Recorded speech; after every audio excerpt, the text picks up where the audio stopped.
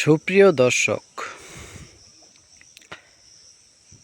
একটি গুরুত্বপূর্ণ কথা, ফ্রুট ব্যাগিংয়ের ক্ষেত্রে অর্থাৎ যেমন আম যখন ব্যাগিং করবেন তখন একটি বিষয় আমাদেরকে যথেষ্ট পরিমাণে লক্ষ্য রাখতে হবে। যে সকল আমের সাইজ অনেক বড় হয় সে সকল আমের ক্ষেত্রে যে ব্যাগটা যেন আমের থেকে ছোট না হয়ে যায়।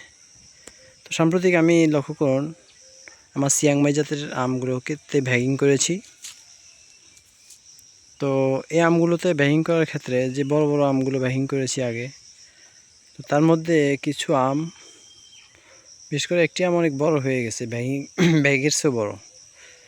কাজেই আমি এই আমটিকে এখন খুলে, এই লাল ব্যাগটিকে খুলে এখন অন্য একটি ব্যাগ দিয়ে দিব, এর চেয়ে বড় সাইজের একটি ব্যাগ দিয়ে দিব।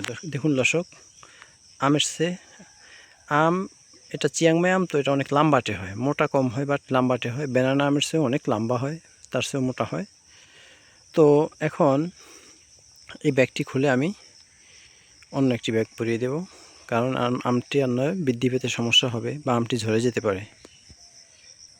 দেখুন দর্শক, আমি ব্যাগটি খুলে ফেলেছি। আমটির ওয়েট আলহামদুলিল্লাহ এটা প্রায় তো 1 কেজির কাছাকাছি হয়ে গেছে। চিয়াংমাই জাতের আম দর্শক, দেখুন কত সুন্দর।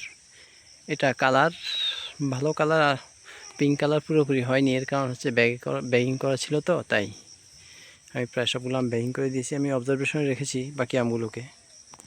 এখন এই আমটা দেখি যে অনেক বড় হয়েছে সবচেয়ে, তাই এটার ব্যাগটা পরিবর্তন করে দেব। দর্শক, আমি এখন এই ব্যাগটি পরিয়ে দেব, তবে এবার রশি দিয়ে বাঁধবো, কষ্টিপ দিয়ে মোড়াবো না। দর্শক, মুড়িয়ে দিলাম, বড় ব্যাগ পরিয়ে দিলাম।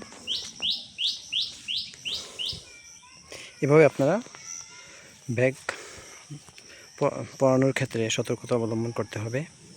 ধন্যবাদ।